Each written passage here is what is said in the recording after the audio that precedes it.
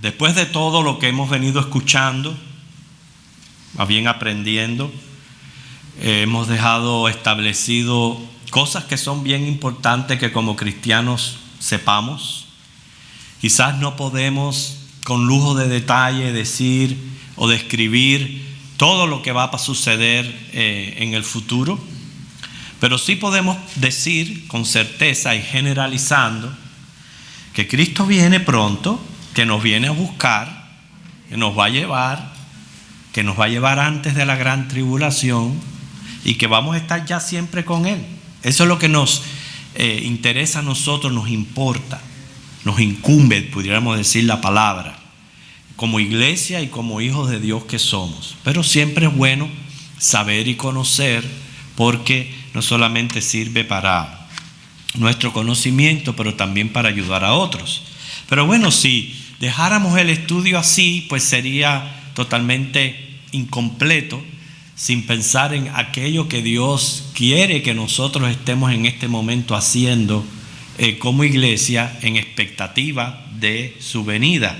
Y para eso están los próximos versículos que se encuentran en 1 Tesalonicenses 5, 6 y 7. Ya estuvimos viendo de que cuando digan paz y seguridad, entonces vendrá sobre ellos destrucción repentina. Ahí está completamente involucrado todo lo que es los 7 años de gran tribulación. Y que somos nosotros hijos de luz, o sea, no estamos bajo tinieblas, bajo ignorancia bíblica. Sabemos lo que la Biblia dice al respecto. Pero ahora dice, por tanto, ya que conocemos todas estas cosas, estamos ya alertados, que no nos van a tomar por sorpresa. Por tanto, dice, no durmamos como los demás, sino velemos y seamos sobrios. Pues los que duermen de noche duermen, y los que se embriagan de noche se embriagan. Pero nosotros que somos del día, seamos sobrios, habiéndonos vestido con la coraza de fe y de amor, y con la esperanza de salvación como yelmo. Si no se trata aquí de un sueño físico, sino más bien un sueño moral. Ser sobrio, obviamente lo opuesto sería estar borracho. Tampoco se refiere a una borrachera literal, sino más bien a un aturdimiento. O hay personas que se van a los extremos exagerados. Inclusive en cuanto a la venida del Señor, están los que duermen, están dormidos, no están alerta, no están pensando en todas estas cosas, y están en los que exageran en el sentido de que todo es pensando en el rapto, y por tanto dejan de vivir el momento. No es lo que el Señor quiere. El Señor quiere que estemos a la expectativa del rapto, pero no nos quiere haciendo una cueva en los montes o en las montañas para salvarnos, o haciendo esto, haciendo lo otro, porque según dicen, la Florida va a quedar cubierta de agua por completo, y todo eso que hace que la gente tome medidas exageradas. Un cristiano no debe de caer en eso. Eso es lo que no es ser sobrio. Tenemos que aprender a confiar en el Señor, y que sabemos que cuando las cosas se empeoren, el Señor nos va a llevar. Así que exagerar es el otro extremo peligroso de una persona que no es sobria, porque pierde contacto con la realidad, no hace conciencia que aún vivimos en la tierra, que no estamos en el paraíso, por tanto descontrola sus prioridades, y su tendencia es la exigencia extrema, no solamente de sí mismo, sino también lo exige en los demás. Esto parecería extraño, créeme, yo conozco personalmente personas con este tipo de tendencia. Esa tendencia de llegar a los extremos, de exagerar las cosas, de dejar de vivir hoy por estar pensando en todo esto. Así que inclusive ese era el problema de los tesalonicenses. Por eso Pablo tiene que escribirles también la segunda carta, para ayudarles a entender que sí, que estamos a expectativa de rapto, pero nosotros no sabemos, ya han comenzado las señales. ¿Y qué si Dios quiere que duren 1000 años? Y nos vamos nosotros y las señales continúan. Nosotros no lo sabemos. Por tanto, sí vivimos a la expectativa del rapto, pero en la realidad. Todavía estamos aquí en esta tierra. Todavía tenemos una labor que realizar. Y eso no quiere decir que no inclusive planifiquemos el futuro o pensemos en hacer esto, en hacer aquello, porque todavía estamos aquí en la tierra. Así que una cosa es estar a la expectativa de rapto, otra es dejar prácticamente de funcionar. Por eso dice, despiértate, por tanto, no durmamos como los demás, sino velemos y seamos sobrios. Una persona que duerme está viva, pero no está alerta, está completamente fuera del mundo, está inconsciente. Y eso puede pasar en la vida del cristiano, inclusive en estos días de hoy. Porque esa tibieza espiritual de la que habla Apocalipsis, algo la está causando. Y la causa precisamente es el estar en ese estado de sueño, que es falta de realidad, donde la palabra de Dios entra por un oído, sale por el otro, no tiene el efecto que verdaderamente debería de tener en nosotros. No ustedes, porque yo diría que ustedes es el grupo que están velando, porque vamos a verlo con relación a la palabra de Dios. O sea, el interés por la palabra de Dios es una de las maneras de mostrar que no estoy durmiendo, que estoy verdaderamente en vela y esperando por el Señor. ¿A quiénes les gusta aquí dormir mucho?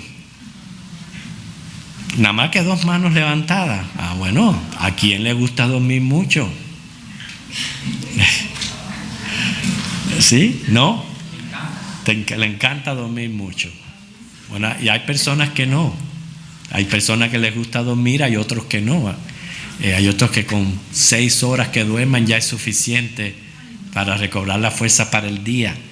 Y es cierto que cuando uno se despierta, uno está aturdido. Por lo menos yo voy directo a la máquina de café expreso. Directo, con los ojos así cerrados y todo. Voy a la máquina del café expreso a tomarme el café para poderme despertar. Porque uno amanece como aturdido. Bueno, el Señor nos está diciendo esto, hermano. Este es el ejemplo que el Señor nos está diciendo en cuanto a su justicia. Su justicia está por vindicarse. Tenemos que estar conscientes de eso. No podemos, si yo diría, aturdirnos es ese desbalance o ese descontrol o esa exageración donde entonces permitimos que las cosas de este mundo nos vislumbren. Y entonces salimos también de la realidad nuestra como cristianos. Una cosa es salir de la realidad como personas que vivimos en este mundo y otra es salir de la realidad como cristianos. Así que lo mejor es mantener un buen balance en nuestra vida espiritual sin caer en exageraciones. Porque es muy cierto que hay cristianos dentro del pueblo de Dios que están bien dormidos espiritualmente. Los conocemos. Si volviera a hacer otra pregunta, ¿cuántos conocen personas que profesan y dicen ser cristianos y sabemos que no están viviendo la vida cristiana como debería de verse? También, ¿cuántos hay? Muchos. Entonces el llamado aquí es latente y el llamado es necesario para que ayudemos a estas personas a despertar, pero que no caigamos nosotros, dándole gracias al Señor que nuestros ojos están abiertos, que no caigamos en semejante situación o condición. Porque por más que los trates de despertar, vuelven a quedarse dormidos.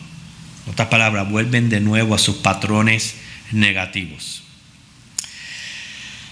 Entonces, conocer las Escrituras y la voluntad de Dios Pero no obedecerla es una manera de estar soñolientos. Si buscamos en el libro de Isaías, el profeta también recalca acerca de esto al pueblo de Israel. Isaías 51, versículos 17 al 23.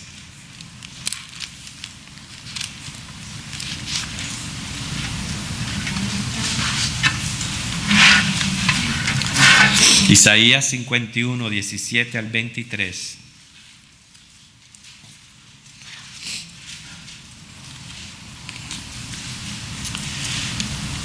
Noten como también en aquella situación se le dice a Jerusalén lo mismo: despierta, despierta, levántate, oh Jerusalén, que bebiste de la mano de Jehová el cáliz de su ira, porque el cáliz de aturdimiento bebiste hasta los sedimentos. De todos los hijos que dio a luz no hay quien la guíe ni quien la tome de la mano de todos los hijos que crió. Estas dos cosas te ha acontecido: asolamiento y quebrantamiento, hambre y espada. ¿Quién se dolerá de ti? ¿Quién te consolará? O sea, vemos aquí que según el profeta sigue diciendo: tus hijos desmayaron, estuvieron tendidos en las encrucijadas de todos los campos, como antílope en la red, llenos de la indignación de Jehová, de la ira del Dios tuyo. Oye pues ahora esto, afligida, ebria y no de vino. Así dijo Jehová tu Señor y tu Dios, el cual aboga por su pueblo. He aquí, he quitado de tu mano el cáliz de aturdimiento, los sedimentos del cáliz de mi ira, nunca más lo beberás. Y lo pondré en mano de tus angustiadores que dieron a tu alma. Inclínate y pasaremos por encima de ti. Y tú pusiste tu cuerpo como tierra, como camino, para que pasara. Noten cómo el Señor habla aquí de un aturdimiento. Y eso es lo que le está pasando hoy día. Muchos cristianos están tan aturdidos y necesitan como despertar. Como si te acabaste de levantar, échate agua fría en la cara, abre tus ojos y comienza a ver la realidad. Porque, ¿cuál es la realidad que tenemos que ver? Que el Señor está cerca, que el Señor viene por nosotros y tenemos que estar preparados. Porque el mismo Señor Jesús dijo: cuando yo venga, ¿hallaré fe en la tierra? ¿Por qué? Precisamente por esto que está pasando. Tenemos que cuidarnos porque esa es la influencia que nosotros tenemos a nuestro alrededor. Y mucha de este aturdimiento viene por la falta de la palabra de Dios. En el capítulo 52 del 1 al 12, fíjense que vuelve el Señor a decirle a Jerusalén, no lo vamos a leer completo, pero le dice: despierta, despierta, vístete de poder, oh Sión. Vístete tu ropa hermosa, oh Jerusalén, ciudad santa, porque nunca más vendrá a ti incircunciso ni inmundo. Así que pone el ejemplo: alguien que ha estado dormido debe despertar, salir del aturdimiento y entonces vestirse de poder. ¿Poder de quién? Poder de Dios. Que el Señor nos ayude a mantenernos firmes y fieles en Él. Y esto se necesita poder, hermanos. Porque es mucha la influencia negativa que tenemos a nuestro alrededor. Necesitamos enfrentarla con poder. Hay que vestirnos de santidad, de justicia y de ropas blancas. Esto no quiere decir que lo tomemos literal, como una loca que hay por allí, creo que es en Puerto Rico, que ella vive vestida de novia, porque dice que así es como tiene que esperar al Señor. Y la pobre se pasa en su vestido de novia. No es lo que está queriendo decir el Señor aquí cuando nos vistamos de este tipo de ropa blanca, sino vestirnos de su poder para poder vencer, dejar el pecado, dejar de congraciarnos con el mundo y soltar todas estas ataduras. El próximo versículo habla, volviendo de nuevo a nuestro texto, Primera de Tesalonicenses 5, 8 al 11.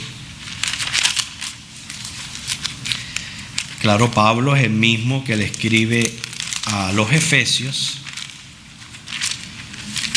y le habla acerca de cuál debe de ser la verdadera vestimenta del cristiano. Primera de Tesalonicenses 5, 8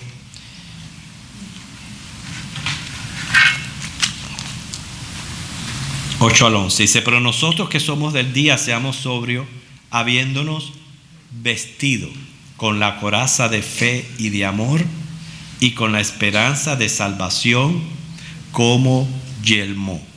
O sea, vamos a enfocarnos aquí esta vestidura, porque es lo que nos va a ayudar a nosotros a mantenernos en la fe y despiertos. ¿Qué hacer? Y precisamente sabemos, Efesios capítulo 6, vamos a buscarlo, Efesios capítulo 6, versículos del 10 al 12, diríamos es el texto lema de la vestidura del creyente. Y hay que saberlo interpretar correctamente para que nos pueda ayudar. Claro, en aquel entonces, cuando Pablo estaba escribiendo, estaban los soldados romanos y ellos tenían su vestimenta peculiar, que usaban según las armas que se usaban en aquel entonces. Se usaban muchos dardos me imagino, flechas con brea, con fuego. Y todo eso lo hemos visto en documentales, en películas, de cómo los soldados romanos vestían con aquellos escudos, aquellos cascos en la cabeza. Entonces, eso estaba en la mente de estos lectores o estos oyentes cuando Pablo estaba escribiendo. Así que les era fácil identificar lo que Pablo les estaba hablando, pero todo esto tiene un significado espiritual para nosotros, que es lo que nos conviene descifrar. Efesios 6, 10 al 12 muestra claramente, hermanos, que estamos en guerra. Yo le pregunto, ¿usted siente estar en guerra?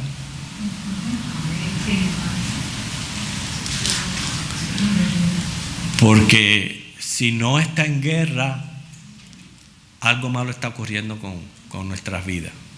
Porque la guerra que yo me refiero aquí, y es la que dice Pablo en Efesios, es una guerra espiritual, es una guerra interna que cada uno de nosotros reconoce y sabe que tenemos que luchar a diario y con los tres enemigos del alma: mi carne, el mundo y el diablo. O sea que la lucha es a diario y continua. Claro, inmediatamente que una persona se vuelve un cristiano carnal, mengua esa lucha, pero eso no quiere decir que esté bien espiritualmente. O sea que las guerras entre naciones comienzan y terminan. Ahora mismo, en este momento, hay una enfrentación allí en el Medio Oeste. Inclusive van a mandar tropas para allá por aquello que se está produciendo allí. Yo he estado viendo videos de Venezuela y es horrendo lo que está pasando en Venezuela. Tremendo, es triste lo que está pasando en Venezuela. Pero esas guerras van y vienen. Pero la del cristiano es una guerra hasta que el Señor precisamente nos lleve. Ahí es que va a terminar ya nuestra lucha espiritual. Y por eso dice en Efesios 6, del 10 al 12, que para que podamos estar firmes contra las acechanzas del diablo, necesitamos vestirnos, dice, con toda la armadura de Dios. No dejar ninguna fuera, para que podáis estar firme. Ustedes ya tienen ubicado Efesios 6, 10 al 12. Por lo demás, hermanos míos, fortaleceos en el Señor y en el poder de su fuerza. Perdón. Vestidos de toda la armadura de Dios, para que podáis estar firme contra las acechanzas del diablo. Porque no tenemos lucha contra sangre y carne, sino contra principados, contra potestades, contra los gobernadores de las tinieblas de este siglo, contra huestes espirituales de maldad en las regiones celestes. Por tanto, tomad toda la armadura de Dios, para que podáis resistir en el día malo, y habiendo acabado todo, estar firmes. Disculpen, hermano, tengo que tomar un caramelito porque he estado mal de la garganta. Lo necesito.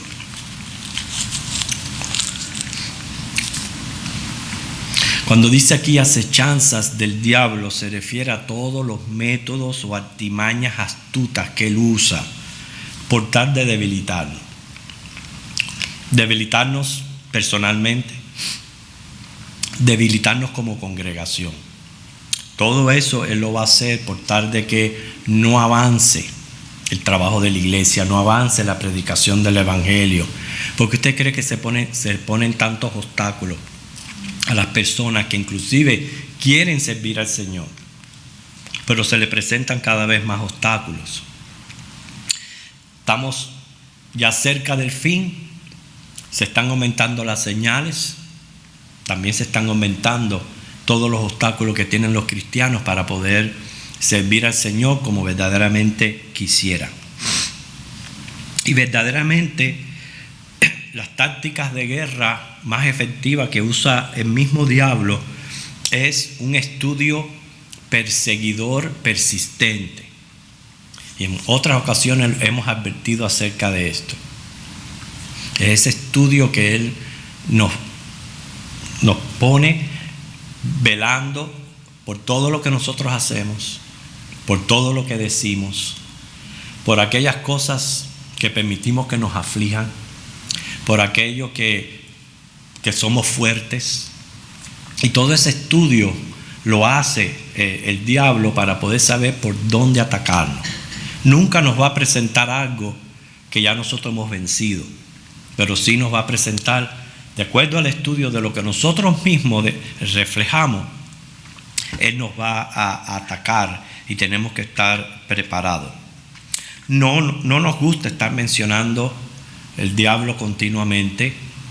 Más bien deberíamos de exaltar más las obras de Jehová, de Dios. Sin embargo, el diablo es tema bíblico. Y el diablo hay que estudiarlo. Y el diablo hay que conocerlo para poder precisamente salir vencedor. No es estarlo mencionando todo el tiempo, pero sí aprender a lo que dice la Biblia al respecto. ¿Por qué? Porque el diablo no puede vencernos de una manera definitiva, pero sí puede debilitarnos. Podemos experimentar que nos debilite. El diablo nunca nos va a separar del amor de Dios, jamás. Pero eso sí va a intentar con el gozo y con el ánimo. Eso sí lo va a atacar.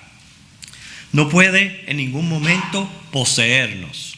Esa es una de las garantías que tenemos nosotros por ser templos del Espíritu Santo.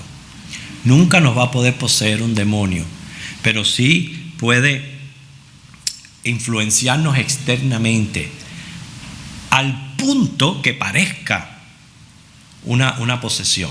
¿Entiende?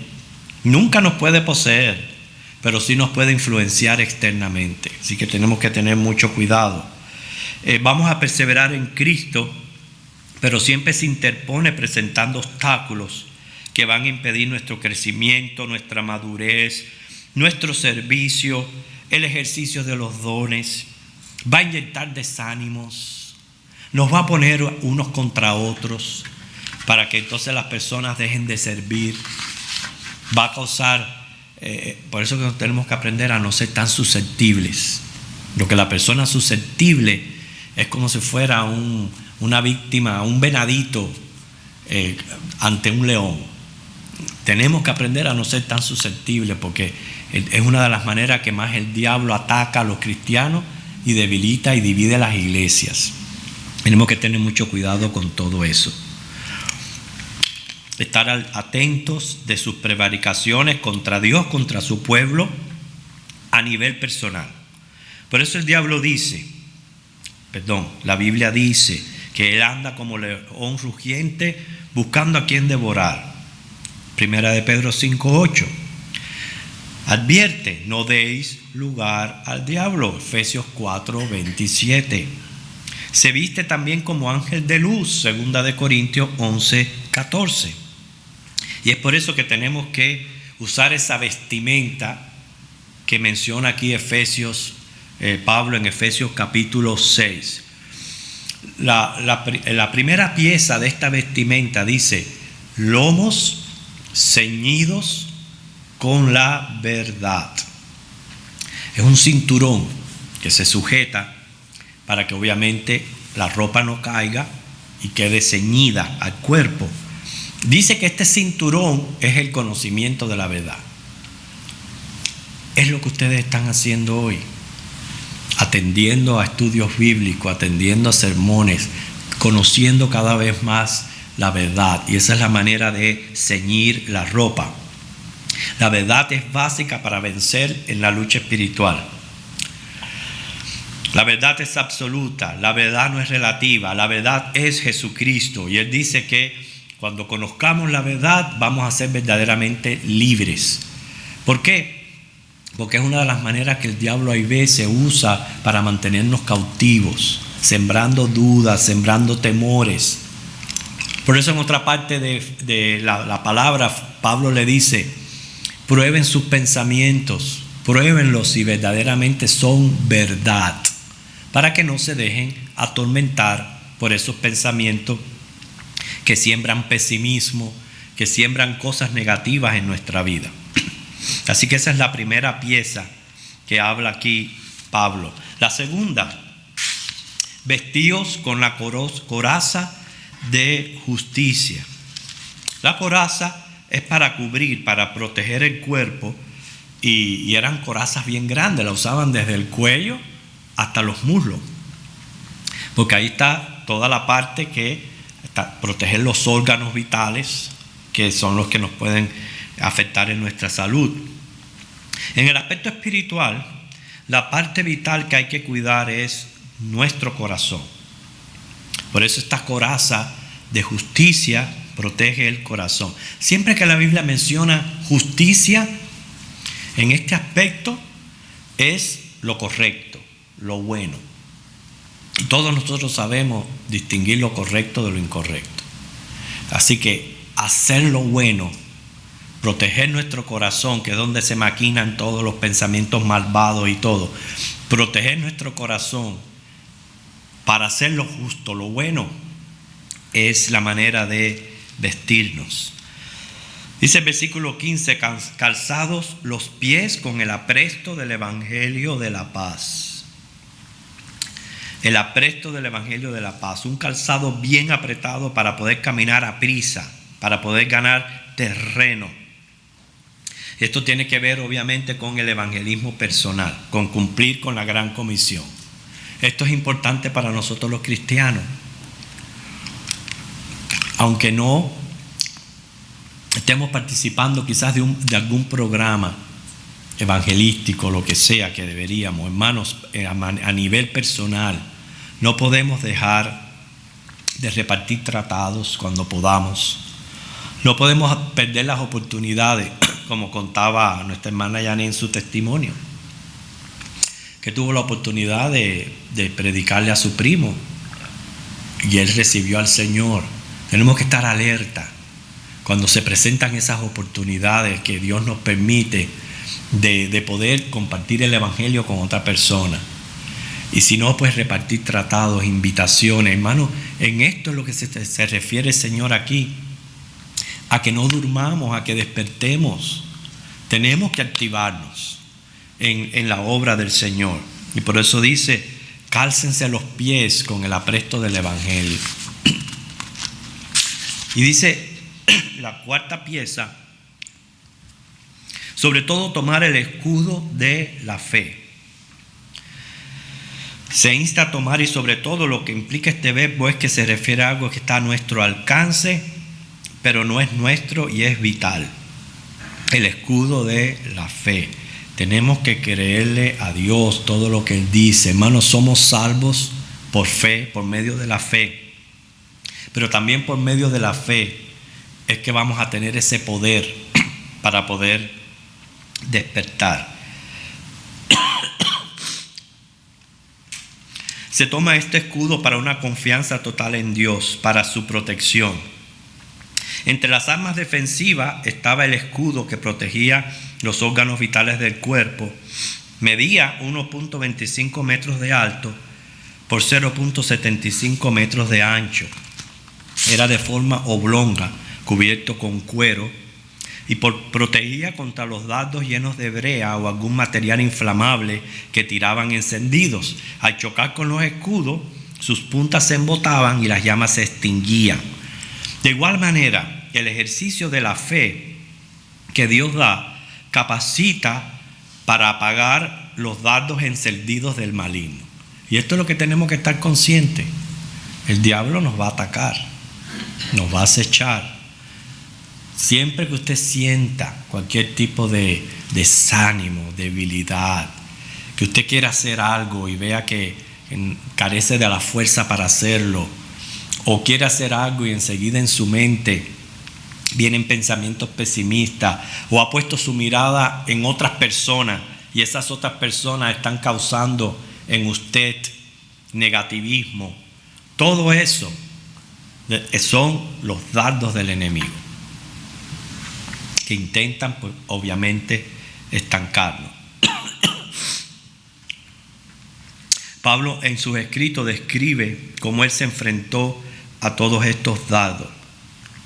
Así que el enemigo nos trata de destruir es de esperar, pero lo más triste es cuando los mismos cristianos prestamos nuestro servicio al enemigo y le servimos de flechero y le tiramos a matar a otro cristiano, o sea, al mismo ejército. La otra vestimenta es el yelmo de la salvación. Es un casco que protege, pues, la cabeza. Quiere decir que esta pieza protege de las dudas que puedan venir a nuestra mente. Y lo único que puede ayudarnos en nuestras dudas es el conocimiento de la palabra, el conocimiento de la verdad. Por tanto, tomamos el yelmo de la salvación. Y por último, la espada del Espíritu, versículo 17. La espada que se utiliza aquí es interesante porque aunque se dice espada, más bien es una darga, o sea, como un tipo de puñal pequeño de doble filo. Y está verdaderamente reflejando lo que es la Biblia, porque la Biblia sabemos que es de doble filo. Puede tanto bendecir como puede también maldecir. Así que por eso es que dice, usa la espada del Espíritu. Porque así es la palabra de Dios según Hebreos 4:12. Porque el hombre se salva o tropieza en la palabra. Así que aquí Pablo en Tesalonicense está diciendo que nos vistamos con esta vestimenta que habla Pablo en Efesios. El cinturón, conocer la palabra. O sea, vamos a hacerlo de una manera corta y sencilla para poder aprenderlo. El cinturón, conocer la palabra. Se conoce la palabra, la única manera es estudiándola. La coraza es proteger el corazón. Ese autoexamen espiritual que tenemos que hacernos continuamente de ver cómo está nuestro corazón. El calzado es practicar la palabra, que nos insta a testificar, a obedecer la gran comisión. El escudo protege la vida, es una fe que está ejerciendo continua. El yelmo protege la mente, cuida lo que entra a nuestra mente, porque recuerden que la mente va a ejercer una gran influencia después en nuestro comportamiento, en nuestras decisiones. Así que tenemos que tener mucho cuidado con lo que está entrando en la mente. Lo he dicho en otras ocasiones. Cuidado con lo que usted está escuchando en la radio, en la televisión, porque se ha aumentado la obra de los anticristos. Y todo eso se está escuchando, se está oyendo. Tienen que tener mucho cuidado lo que usted escuche, porque le puede terminar haciendo daño. Por eso este yelmo protege la mente, cuida lo que entra en ella. La espada es defender la fe, o sea, ser apologético. Fíjense que la espada se usa, la diferencia de uno y del otro, que la espada es para atacar, pero el puñal ese de que estamos hablando es para defender. Me enseña que la Biblia no es para yo estar atacando a las personas, sino más bien defendiendo la fe, que es lo que el Señor quiere que nosotros hagamos.